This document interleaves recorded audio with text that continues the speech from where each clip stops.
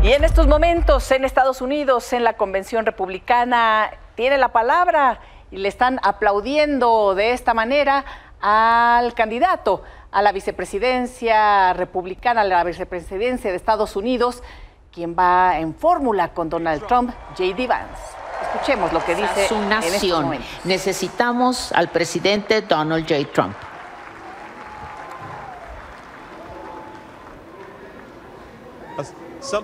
Algunas personas me dicen que he vivido el sueño americano y tienen razón y me siento muy agradecido.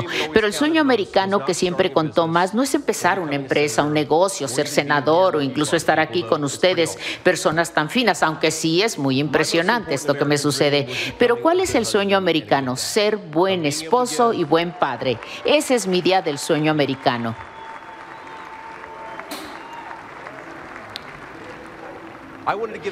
Quería darle a mis hijos algo que yo no tuve, lo que yo no tuve cuando estaba creciendo, es decir, el logro de hacer las cosas y este orgullo que siento haberlo hecho. Y esta noche tengo aquí a mi bella esposa Usha, una abogada increíble y una mejor madre, y nuestros tres bellos niños. Vivek, who's 4, and Mirabelle, who's 2. Now, they're back at the hotel, and kids, if you're watching, Daddy loves you very much, but get your butts in bed. It's 10 o'clock. My friends, things did not work out well for a lot of kids I grew up with. Every now and then, I will get a call from a relative back home who asks, "Did you know so-and-so?"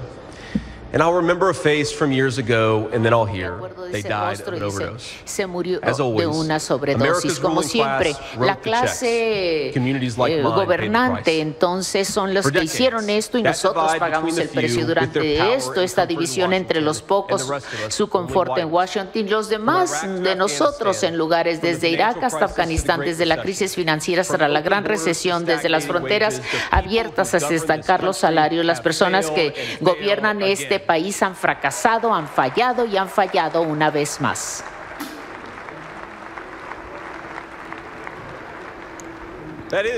Eso es, por supuesto, hasta que alguien llamado Donald Trump apareció. El presidente Trump representa la mejor esperanza de Estados Unidos, restaurar algo que si se perdió quizá nunca se vuelva a encontrar. Un país donde alguien que viene de la clase trabajadora como yo puede estar en este escenario para postularse, para ser nominado como el siguiente vicepresidente de los Estados Unidos de América.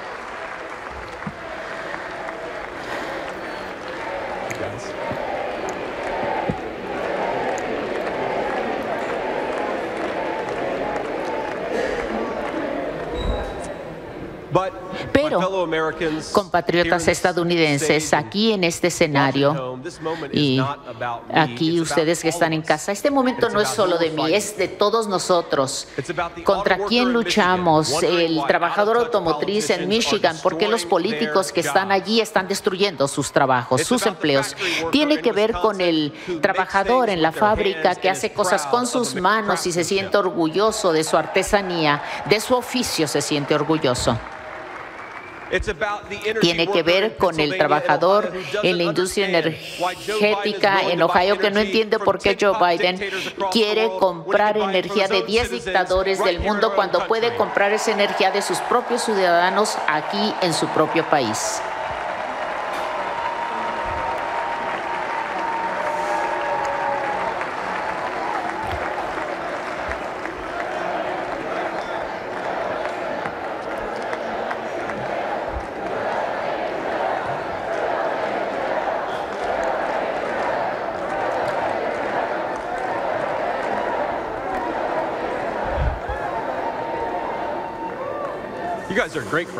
Son una multitud maravillosa, grandiosa, wow.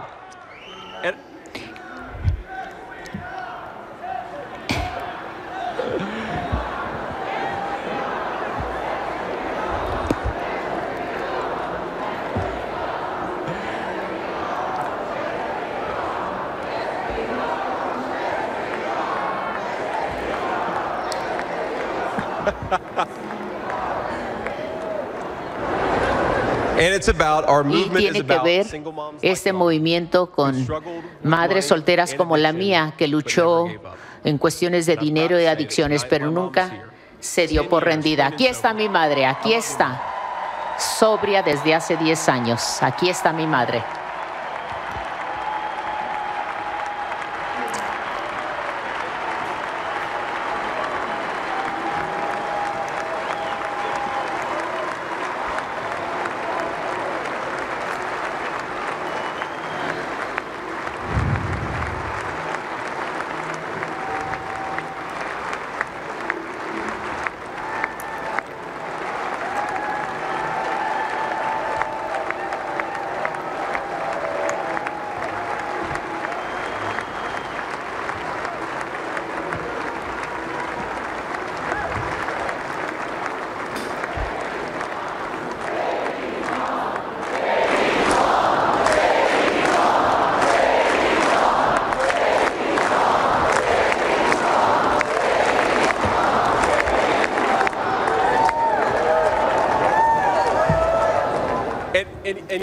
Y sabes, mamá, estaba pensando, mamá, 10 años oficialmente, enero 2025, y si le parece bien al presidente Trump, celebrémoslo en la Casa Blanca.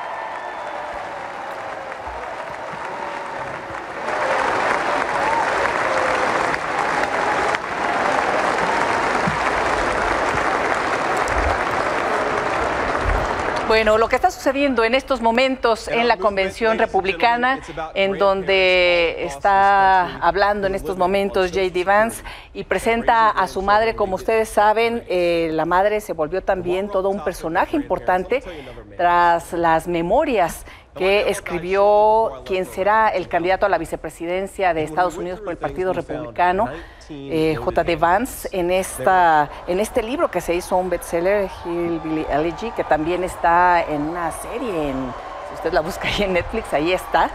Por cierto, la madre es interpretada por Amy Adams en este bestseller en donde ella protagonizó un episodio importante y marcó la vida de J.D. Vance. Ella tuvo problemas de adicción, por eso también menciona este tema y por eso también lo mencionó el día de ayer, su lucha en contra de las propias drogas, y así reciben también a la madre del candidato a la vicepresidencia de Estados Unidos. Más adelante regresaremos con toda la información de lo que está sucediendo en Milwaukee. Y aquí en México, el periodista Federico Hans, conocido como Güero Hans, fue víctima de un ataque. Fue internado en la sala de urgencias de un hospital en Caborca, Sonora. Lo reportan estable de salud. El dueño del medio de comunicación, artículo 7, El Observador, se encontraba en la entrada de su casa cuando le dispararon.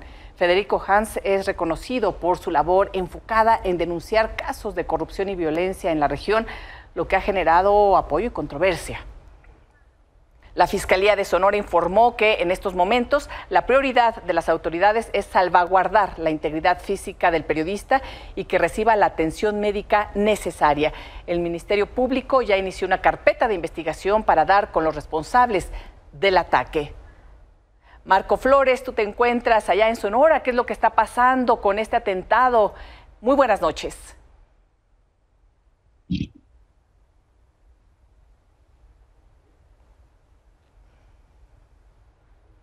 Bueno, vamos en un momento más a Sonora, en donde Marco Flores nos tendrá los detalles de lo que está sucediendo luego del ataque al periodista Hans, al Güero Hans, que sufrió este día y en estos momentos ya está en el hospital. Él llegó para ser atendido. Y Marco Flores, te escuchamos con el reporte de lo que se sabe hasta el momento de este ataque. Buenas noches.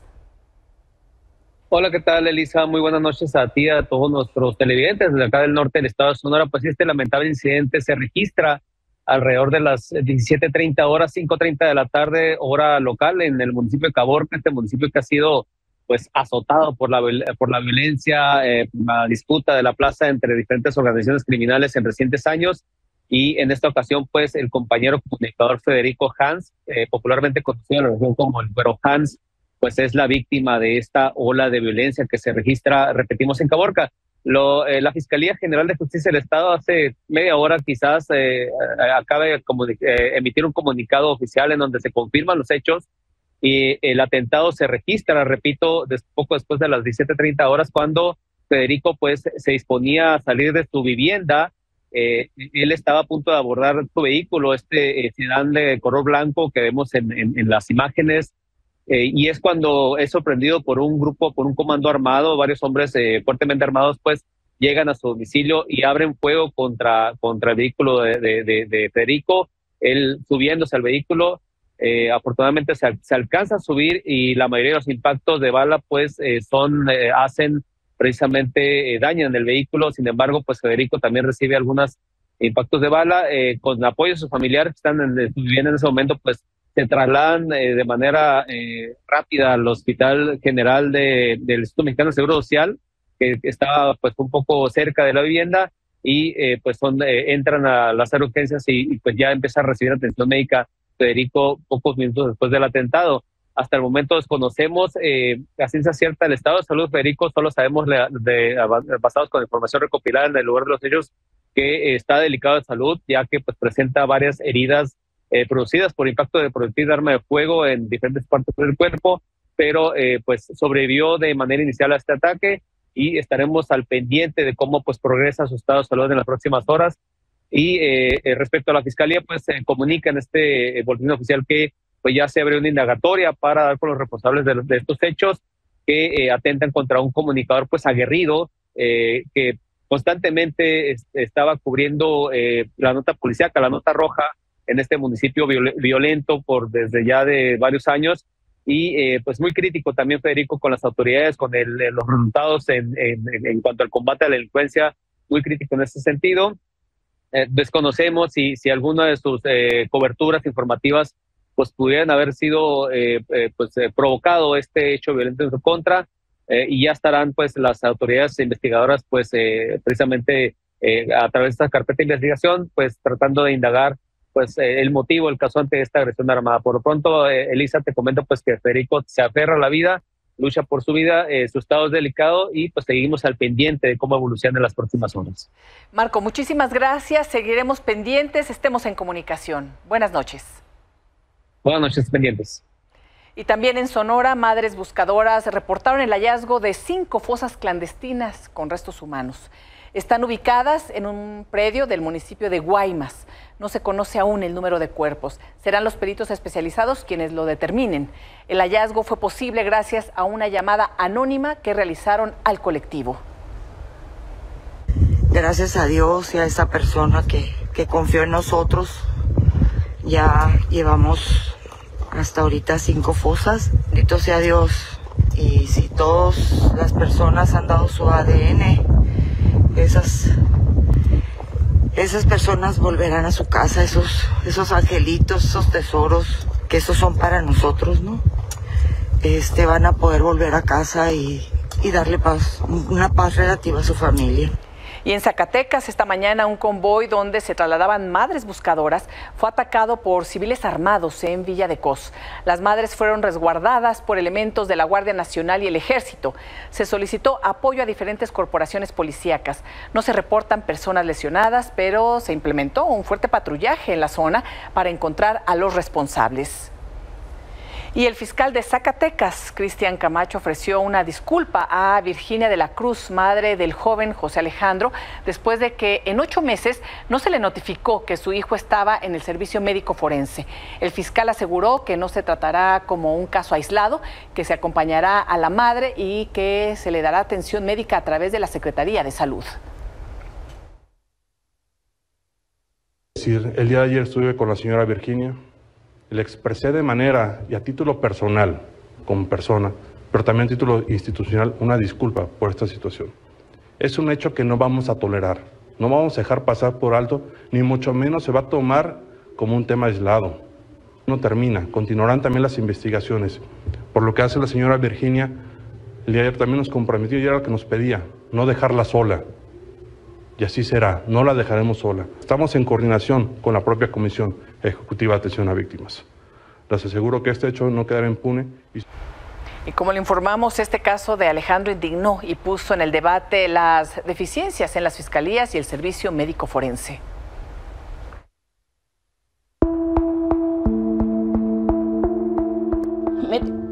Él es mi hijo, José Alejandro, y mi sobrina.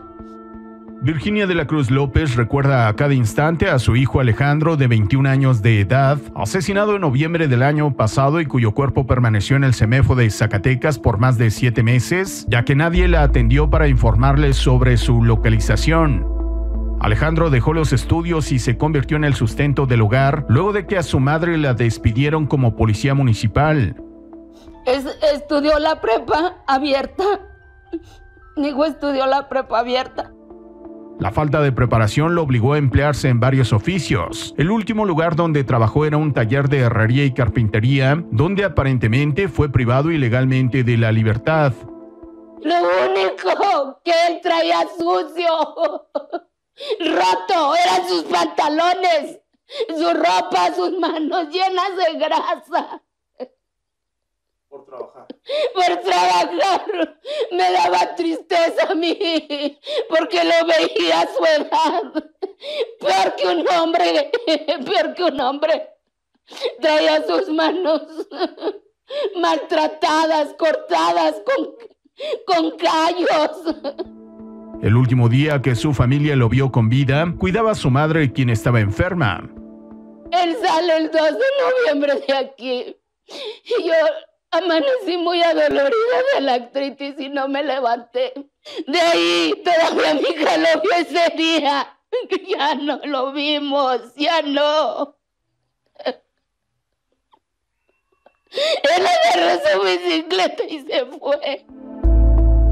El homicidio de Alejandro aún no se esclarece. Aparentemente habría sido víctima de desaparición forzada hasta que sus captores decidieron asesinarlo, pero de estos nada se sabe. Virginia emprendió la búsqueda sola, sin recursos, sin otro apoyo más que el de su familia. Me dijeron que había recibido un balazo en la frente y que otros en el cuerpo. Supuestamente los encontraron a otras 2 personas. Los encontraron en un domicilio que yo no conozco y que llegaron directamente a matarlos. Me dieron a entender que los tenían secuestrados y ahí llegaron y los mataron a él y a otras 2 mujeres. Eran mujeres las que estaban ahí. Virginia de la Cruz asegura que su hijo no tenía problemas con nadie, malas compañías ni adicciones que pudieran ponerlo en riesgo. Yo como preventiva, cuando él llegaba, yo le veía sus ojos, porque yo aprendí muchas cosas, observar. Yo me aseguraba que mi hijo efectivamente estuviera en su trabajo y efectivamente yo llegaba así desapercibido. Y mi hijo estaba ahí trabajando, ahí estaba mi niño. Durante los últimos meses, Virginia imprimió varias fotografías de Alejandro, con las que armó un improvisado álbum, el cual observa todos los días. Desde Zacatecas, para Milenio Noticias, Omar Hernández. Y el sacerdote Jesús Filiberto Velázquez, el padre Fili, director del Centro de Defensa de Derechos Humanos Minerva Bello, denunció que hombres armados lo interceptaron en el estado de Chiapas. El sacerdote iba en compañía de sus escoltas cuando intentaron detenerlo.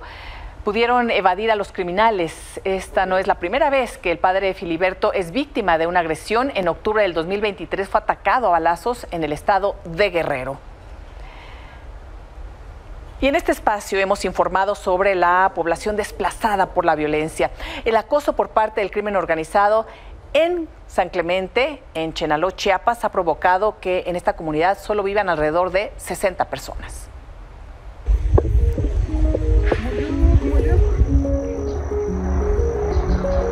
De ese punto salen otros grupos allá, donde se ve esa casa vivienda, otros acá, como no se ve bien, ahí llegan ahí a dispararnos. Hay gentes inocentes que ya lo han matado así, ahora sí que sin tener problemas, por eso que aquí en San Clemente ya se oyeron todo. ¿Por qué? Por el miedo de ese balazo. Son apenas 60 personas las que permanecen en la comunidad de San Clemente en Chenaló, Chiapas. 50 habitantes decidieron huir por las constantes amenazas y disparos que realiza un grupo armado. La violencia de Tzanebolón ya alcanzó a esta localidad indígena entre las montañas de los Altos. Desde hace 2 años, los pobladores buscan protegerse para no ser alcanzados por una bala perdida. Y lo que da tristeza es los niños. Y por eso que los vienen a atacar, entonces nosotros salimos en un monte, en una zanja, a esconder a los niños. Poco a poco San Clemente y otras comunidades indígenas se han convertido en pueblos fantasma. El miércoles pasado, aparentemente sin razón alguna, la localidad también fue atacada al igual que Tzanebolón, que aún permanece sitiada.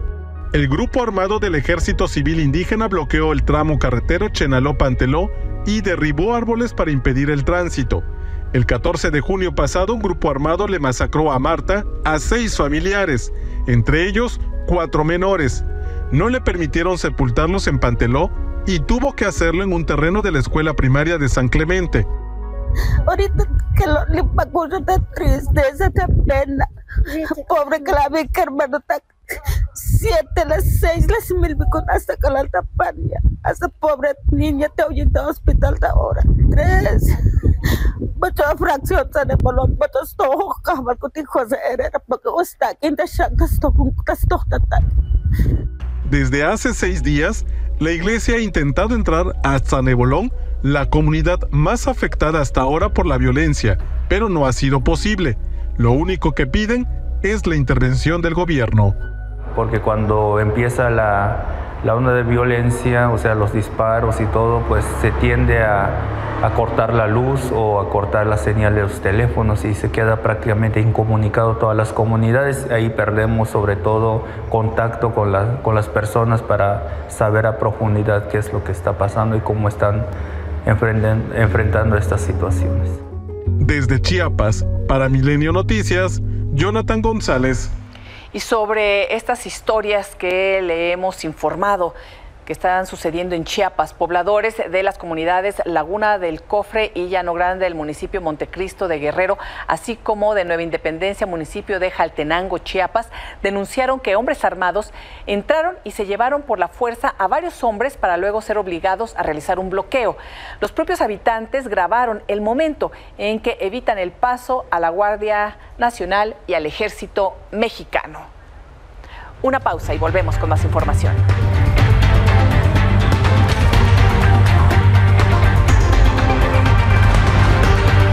Del presidente López Obrador, la secretaria de Gobernación, Luisa María Alcalde, descartó que puede existir una sobrerepresentación en el próximo Congreso.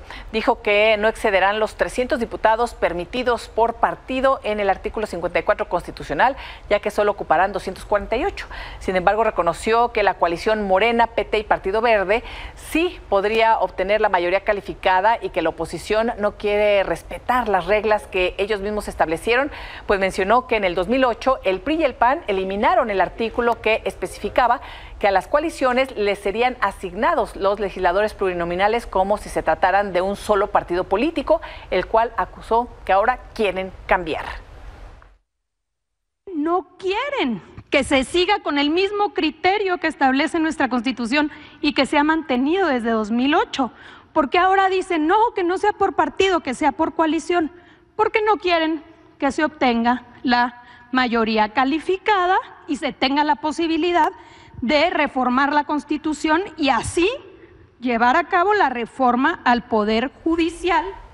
Al respecto, el PAN manifestó su rechazo a las presiones del gobierno para inducir a establecer una sobrerepresentación legislativa, ya que el INE es la autoridad facultada para determinar su asignación y corresponderá finalmente al Tribunal Electoral revisar la asignación. Señalaron que la Constitución debe ser interpretada conforme al momento histórico.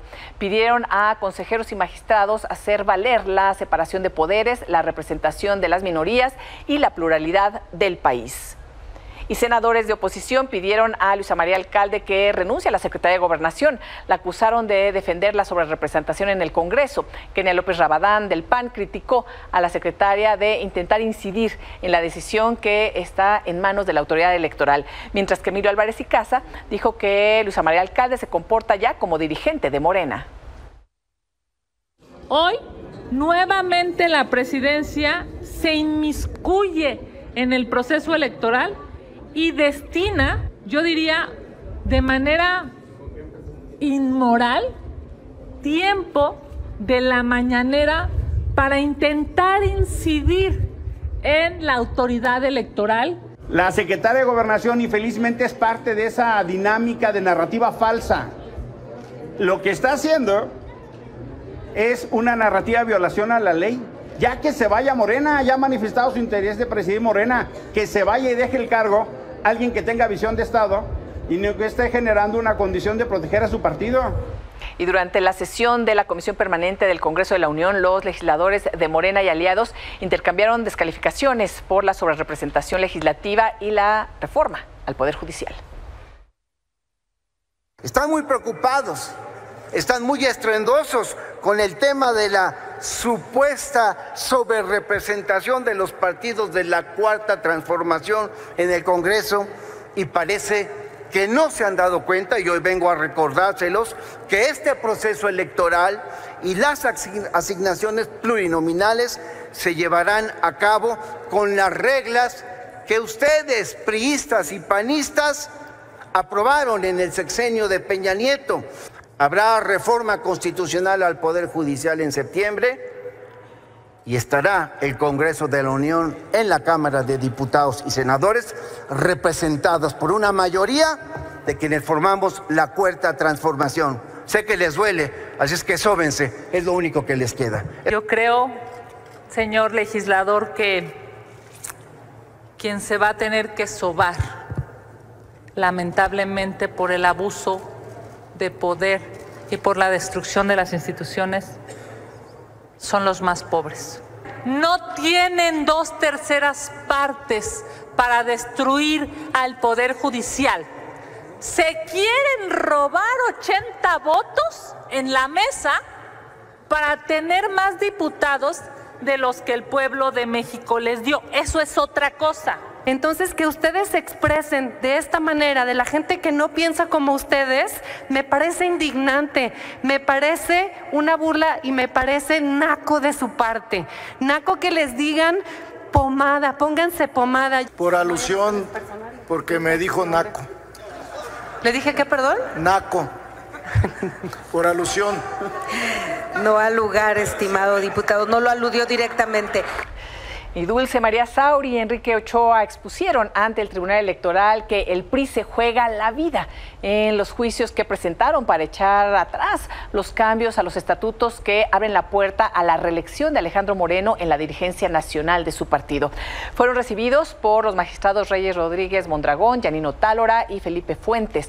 Se espera que las impugnaciones se resuelvan antes de que inicie el proceso de renovación de la presidencia del PRI el próximo lunes.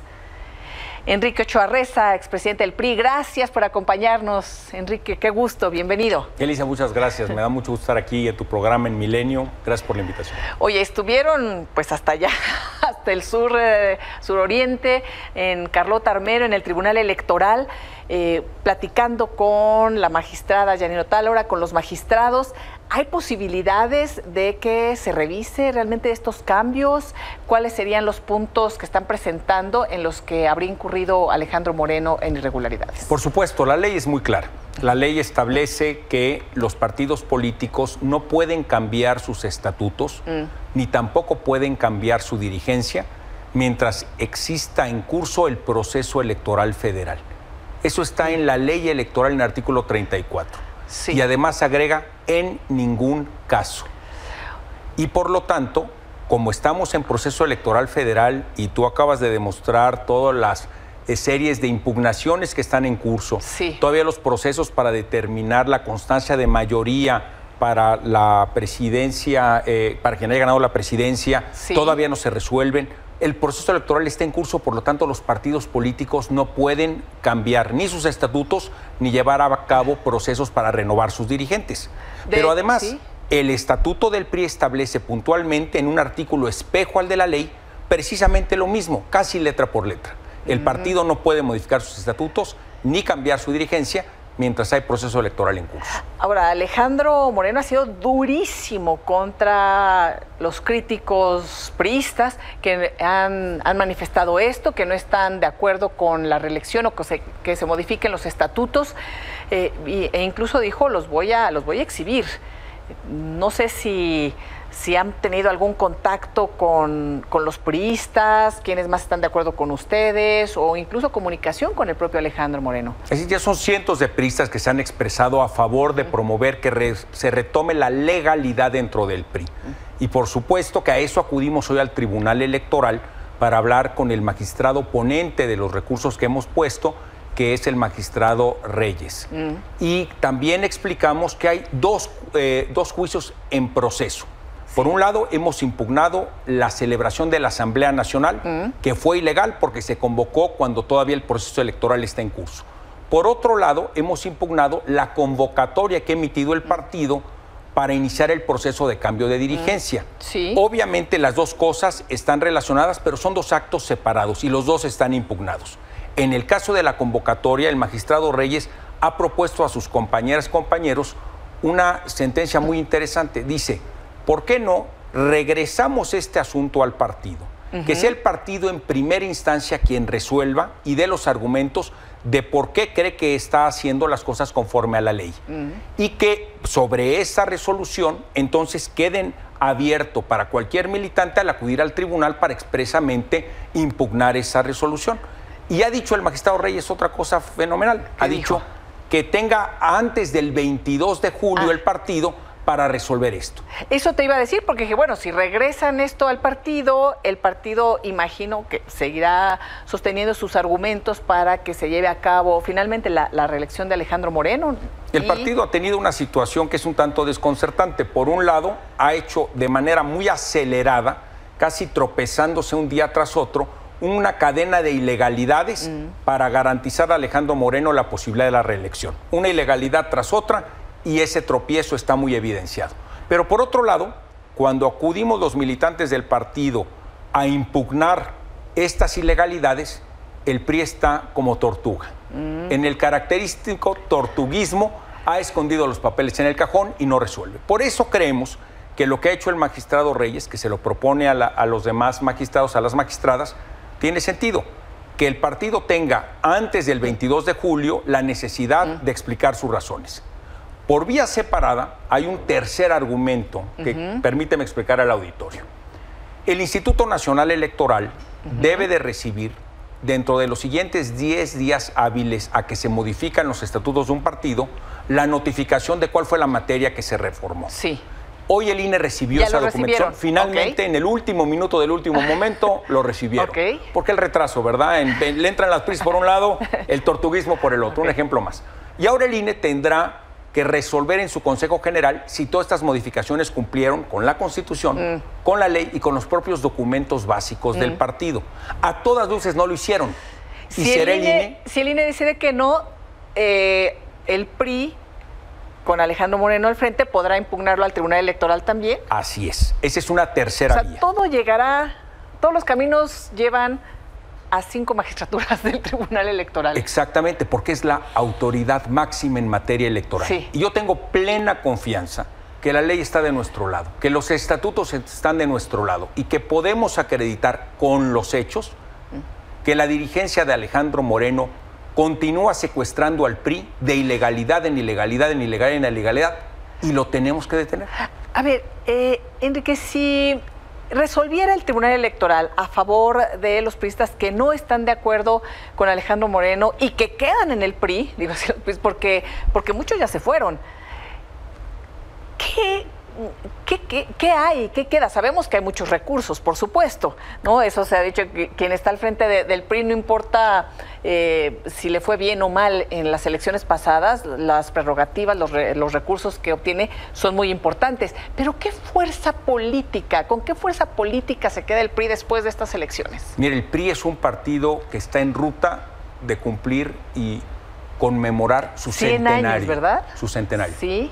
Pero claramente después de los peores resultados en su historia, con la dirigencia del fracaso, si continúa la reelección de Alejandro Moreno al frente del PRI, el PRI, en lugar de conmemorar un centenario en la vida pública del país, va a ir directo al precipicio y va a celebrar su funeral. De este tamaño es el reto que tiene el partido. Y yo lo diría de esta manera.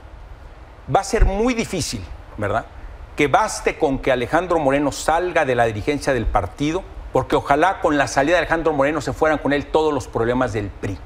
No es así.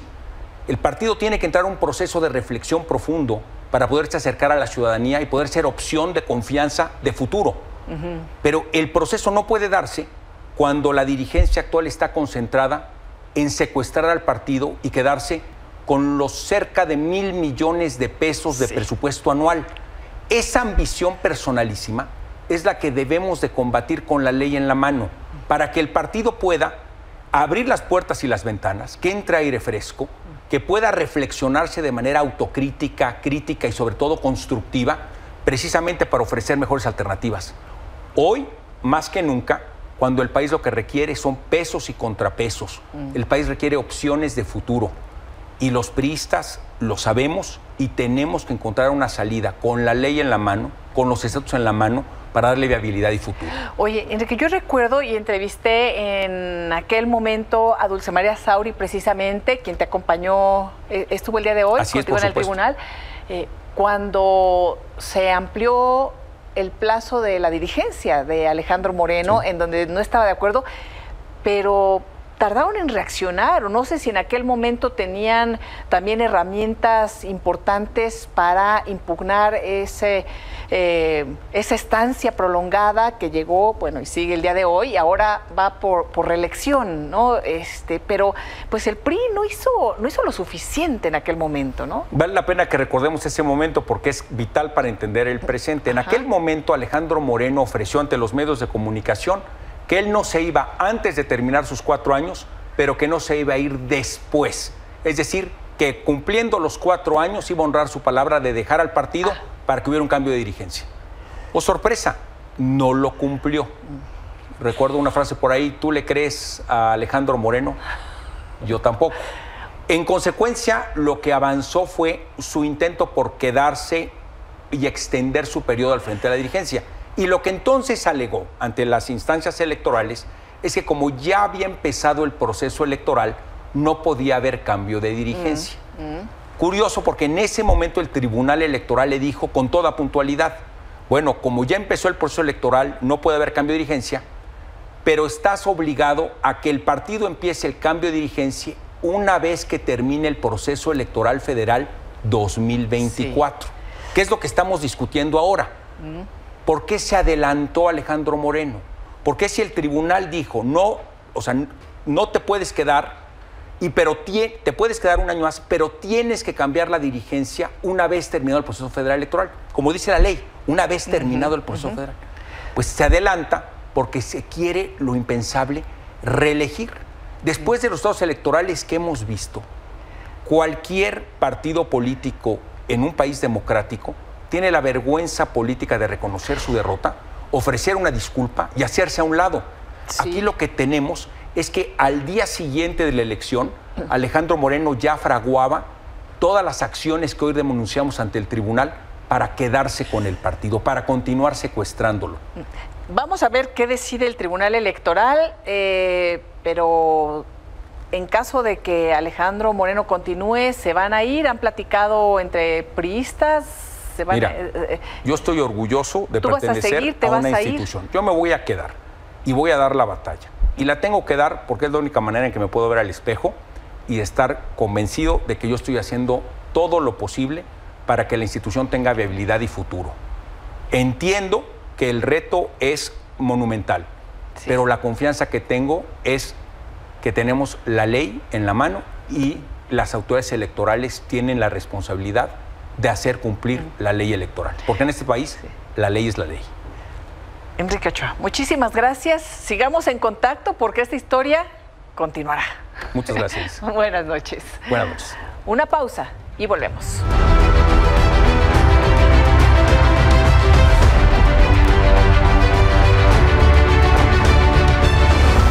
Como como le informamos al inicio de este espacio, la Convención Nacional Republicana celebra su tercer día enfocado ahora en política militar y exterior. El expresidente Donald Trump, candidato a la presidencia, aún con la oreja así, vendada, fue recibido entre aplausos y ovaciones. En esta ocasión pusieron la canción de It's a Man's World de James Brown. Ladies and gentlemen, please welcome the next president of the United States, President Donald J. Trump.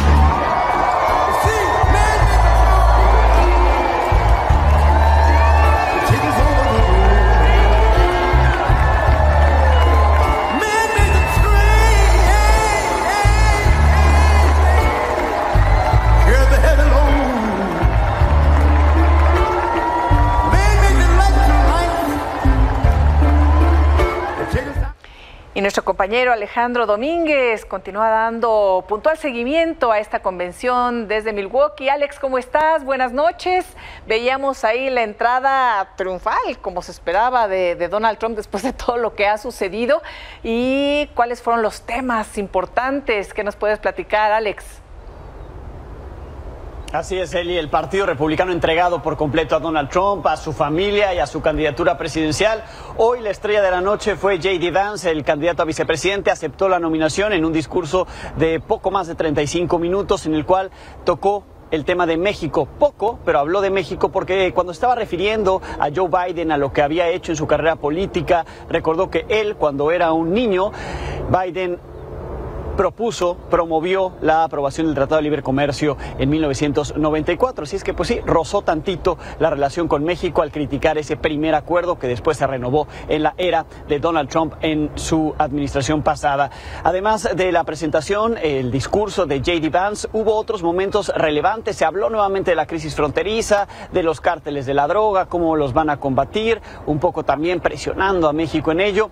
Pero llamó mucho la atención y fue muy emotivo cuando padres de jóvenes que murieron en Afganistán en aquel ataque suicida afuera del aeropuerto, cuando se iba la tropa estadounidense, cuando lo sacó la administración Biden de Afganistán, murieron. Y los padres de estos jóvenes se pronunciaron, hubo un video, hubo quienes lloraron adentro de la Convención Republicana. También llamó la atención y emocionó la participación de un veterano de la Segunda Guerra Mundial que habló ante los asistentes. Todos ellos dicen que con Donald Trump estarían mejor que como están con Joe Biden y con Kamala Harris. Además, se destacó que mientras los republicanos están unidos, que tienen tiempo para dialogar, de ponerse de acuerdo, fue parte del discurso de J.D. Vance, en el Partido Demócrata se están peleando y quieren sacar a su candidato de la contienda, que hoy, por cierto, dio positivo a COVID-19. Es lo que se vive desde acá, Elisa, en Milwaukee, Wisconsin.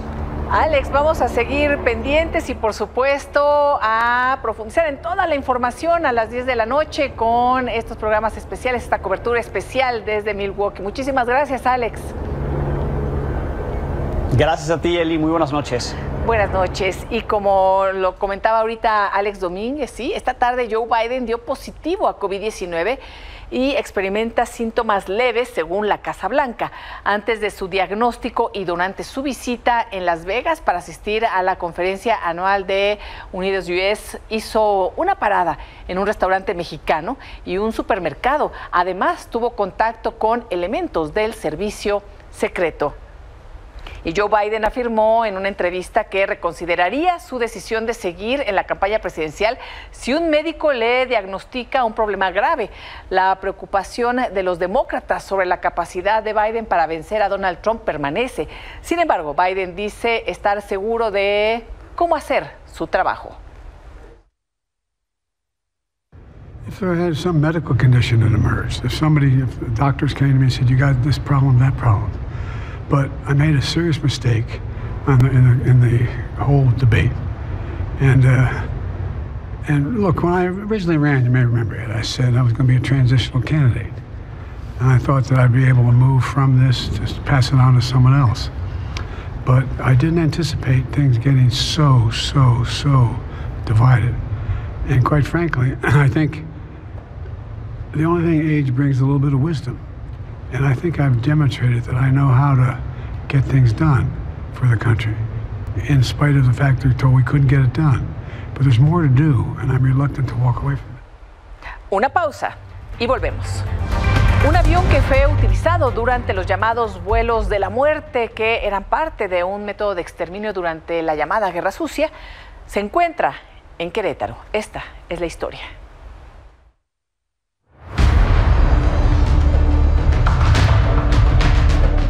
Este es el avión de los vuelos de la muerte, usado para eliminar a grupos subversivos y guerrilleros en México en los años 70. Al menos así lo informó el ejército mexicano. Según testimonios de expilotos y mecánicos militares, cientos de personas fueron arrojadas al mar desde un Áraba, fabricada en Israel, que portaba la matrícula 2005 y posteriormente cambiada a 3005. Entre ellas gente viva y agonizante que fue metida en costales con piedras para que el mar se los tragara sin dejar rastro. Aunque no hay datos oficiales, un piloto llamado Gustavo Tarín declaró que al menos 1.500 personas sufrieron el mismo destino. El 13 de junio pasado, en respuesta a una solicitud de acceso a la información, la Sedena reportó que la Fuerza Aérea Mexicana autorizó en 2012 la donación del avión que luego fue llevado a la Universidad Aeronáutica de Querétaro para ser usado con fines educativos. La universidad confirmó a Milenio que efectivamente llevaba 11 años en el patio del campus sin que miles de docentes, trabajadores y alumnos imaginaran para qué habría sido usado. Jorge recuerda que lo vio en un terreno baldío. Supo que estaba ante una verdadera reliquia y una oportunidad para que sus alumnos aprendieran sobre restauración y mecánica de aviación. Se me ocurrió preguntarle al rector que si no lo arreglábamos para que se utilizara. Me dice, pues a ver qué le podías hacer y de la nada, pues ahora sí que fuimos, conseguimos lo poco que le hacía falta para poder dejarlo en las mejores condiciones. Una vez listo, entre más de 20 estudiantes lo llevaron arrastrando hasta una pista de concreto, a la que instalaron lucecitas de patio para simular las de un aeropuerto. Tardaron 2 años en que luciera como en 1970. Según una investigación militar del 2002, los vuelos de la muerte fueron ordenados por los generales Mario Arturo Acosta Chaparro y Francisco Quirós Hermosillo. Margarito Monroy, entonces especialista en mantenimiento de aviación, dijo que él revisaba la operación del avión y fue por eso testigo de los vuelos de la muerte. La primera vez que se trepó fue por órdenes de Acosta Chaparro y que cuando lo vio fumando un cigarrillo tras otro le gritó: ¿Cómo es usted cobarde? Son chingaderas. Confirmó que entre 1974 y 1979 realizaron lo que llamaban vuelos a la costa de Oaxaca, conocidos después como los vuelos de la muerte.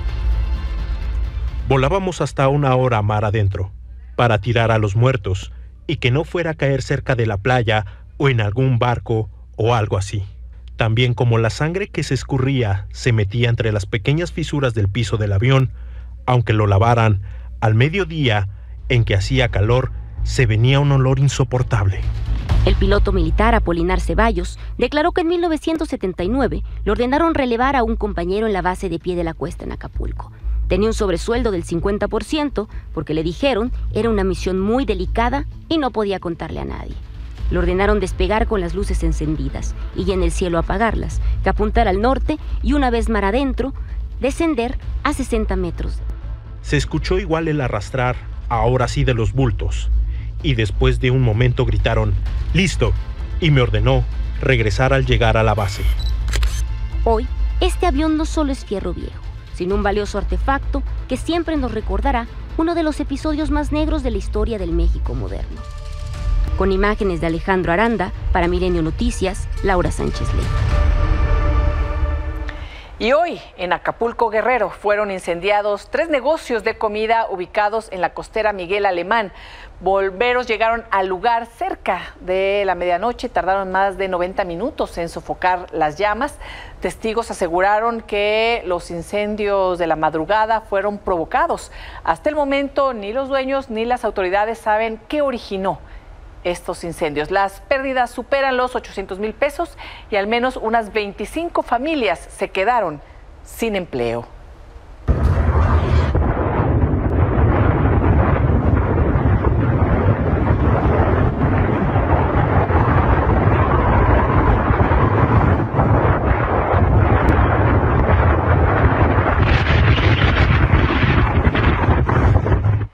Y en Yuriria, Guanajuato, 6 personas fueron asesinadas dentro de una vivienda en la comunidad de La Aldea. Hombres armados llegaron directo al domicilio y dispararon contra la familia. Al escuchar las detonaciones, vecinos alertaron a las autoridades, quienes al llegar confirmaron la muerte de 4 hombres, una mujer y un menor de edad.